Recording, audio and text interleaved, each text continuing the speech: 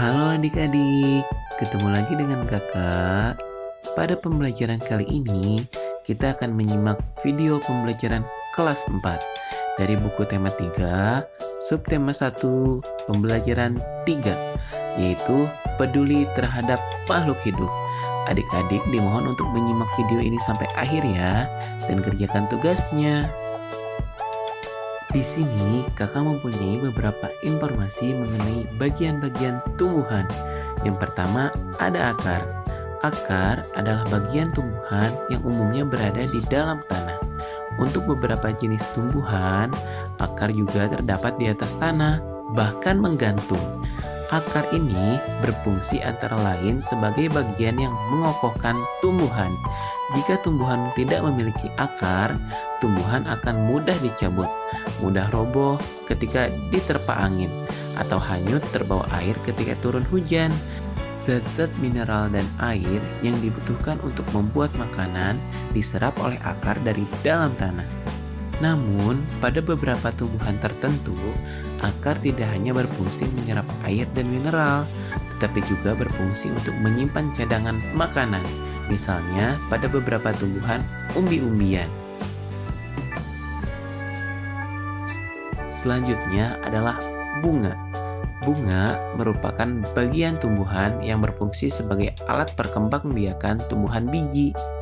Ayo, siapa di antara adik-adik yang senang terhadap bunga? Yang selanjutnya adalah daun. Bagian tumbuhan yang berfungsi sebagai tempat berlangsungnya fotosintesis adalah daun. Daun banyak mengandung zat warna hijau yang disebut dengan klorofil. Daun terdiri atas tangkai daun dan helai daun. Kemudian ada batang. Bagian tumbuhan yang berada di atas tanah adalah batang, yang berfungsi sebagai tempat munculnya daun, bunga, dan buah. Batang juga berfungsi mengedarkan mineral dan air yang diserap oleh akar, serta zat makanan hasil fotosintesis ke seluruh bagian tubuh tumbuhan loh adik-adik. Kemudian, informasi yang terakhir adalah biji. Biji merupakan hasil dari pembuahan yang terjadi akibat penyerbukan antara serbuk sari dan sel telur pada putik. Jika biji ditanam, akan tumbuh menjadi tumbuhan baru. Biji ini memiliki keping ya adik-adik.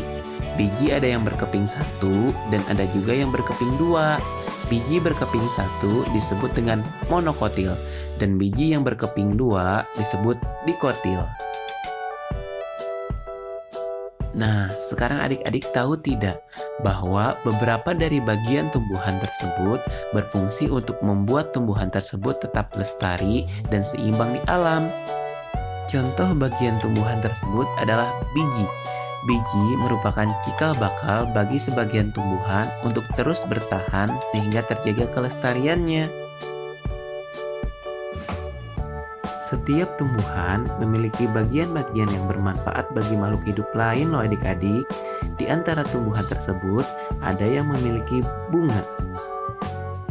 Bunga-bunga di sekitar rumah Lani terlihat sangat subur dan beraneka warna karena Lani sangat rajin merawat bunga-bunga tersebut. Ia menyiramnya setiap hari dan memberikan pupuk secara teratur.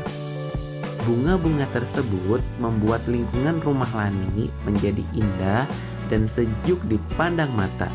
Beberapa jenis bunga menghasilkan wangi, sehingga membuat harum udara di lingkungan rumah Lani. Selanjutnya, kakak mempunyai beberapa pertanyaan yang harus kita diskusikan. Yang pertama, apa kewajibanmu terhadap tumbuhan yang ada di sekitar? Jawabannya, rajin merawat dan menyiramnya setiap hari. Selain itu juga perlu memberikan pupuk secara teratur ya adik-adik. Lalu, pertanyaan yang kedua, manfaat apa yang bisa kamu peroleh dari bunga? Yaitu, kita bisa menggunakannya untuk menghias rumah agar terlihat lebih indah dan sejuk dipandang mata, serta membuat harum udara di lingkungan rumah. Kemudian, pertanyaan yang ketiga, apabila tumbuhan berbunga wangi, apa yang sebaiknya kamu lakukan?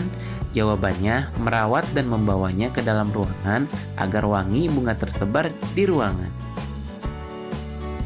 Nah, sekian pemaparan materi pada video pembelajaran kali ini. Tetap semangat dan jaga kesehatan. Sampai jumpa di video selanjutnya ya. Bye-bye.